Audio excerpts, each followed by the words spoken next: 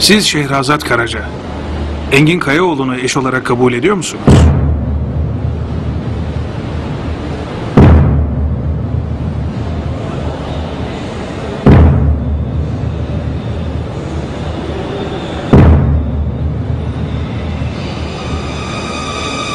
Şehrazat Hanım.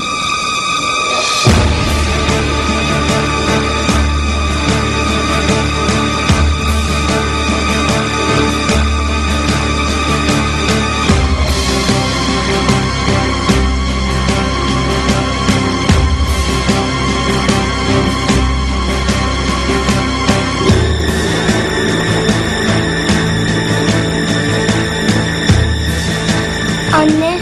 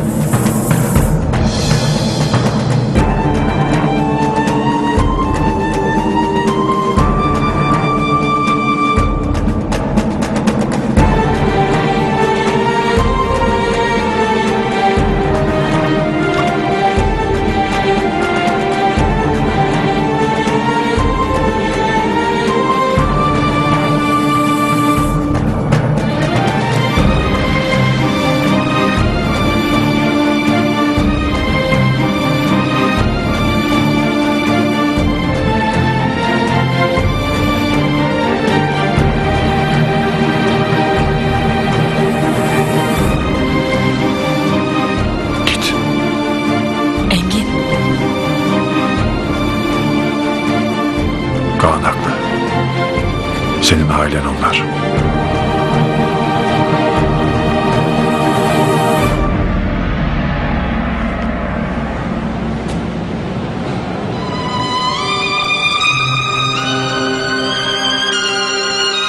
Anlatırlar ki eski çağlarda Şah Şehriyar diye adı anıldığında yerin göğün titrediği bir hükümdar varmış.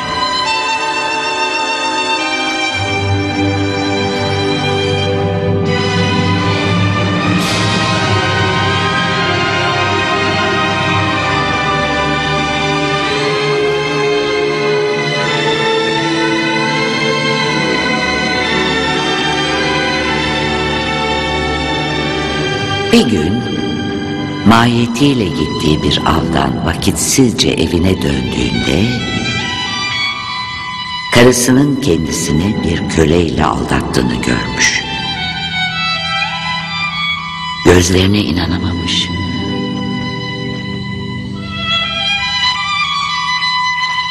Karısını derhal öldürmüş.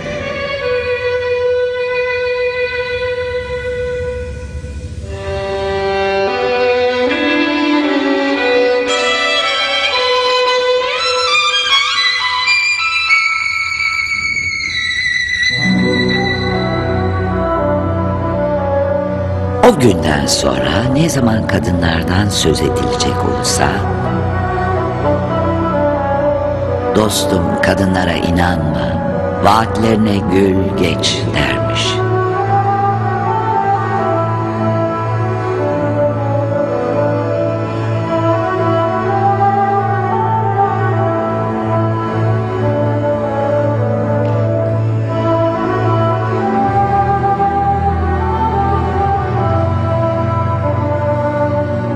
Kadınların nankör ve sadakatsiz varlıklar olduğuna inanan Şah Şehriyar, her gece bir genç kızı koynuna alıyor, sabah güneş doğar doğmaz başını kestiriyormuş.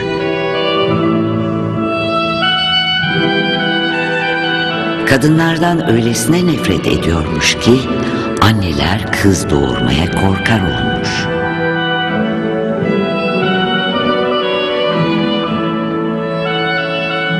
Bir gün vezirin kızı Şehrazat, ülkesinin genç kızlarını Şah Şehriyar'dan korumaya karar vermiş. Babasına kendisini Şah'a vermesi için yalvarmış. Babası kabul etmiş.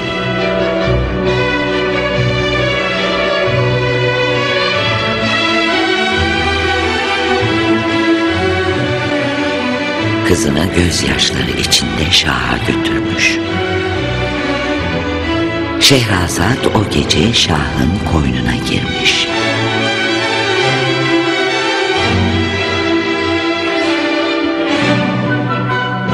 Sonra Şah'a harika bir masal anlatmaya başlamış.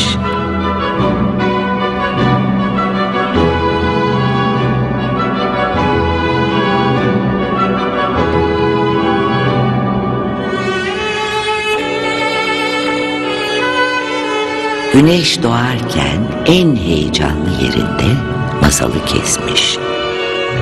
Devam etmesini isteyen Şehriyar'a, "Şahım, çok yoruldum, şimdi uyuyayım. Ama izin verirsen yarın gece anlatacaklarım bu masaldan çok daha heyecanlı olacak," demiş. Şah izin vermiş. Şehrazat uyumuş.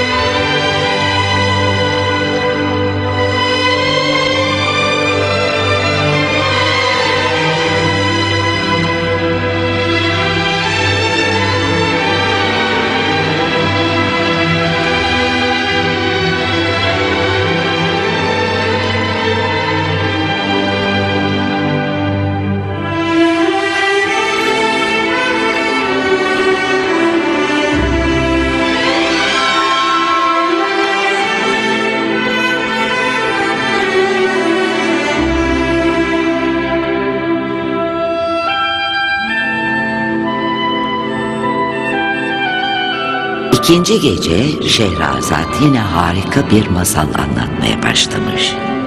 Ve yine en heyecanlı yerinde kesmiş.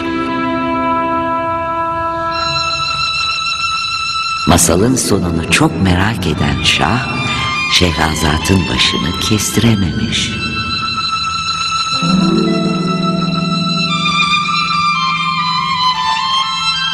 Bu masallar tam 1001 gece sürmüş.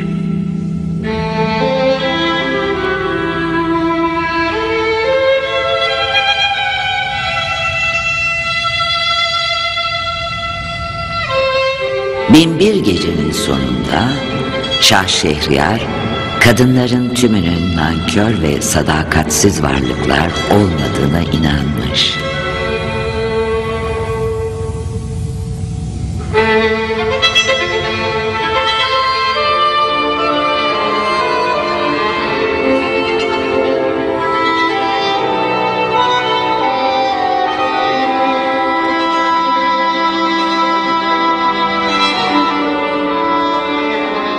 Ve Şehrazat'la evlenmiş.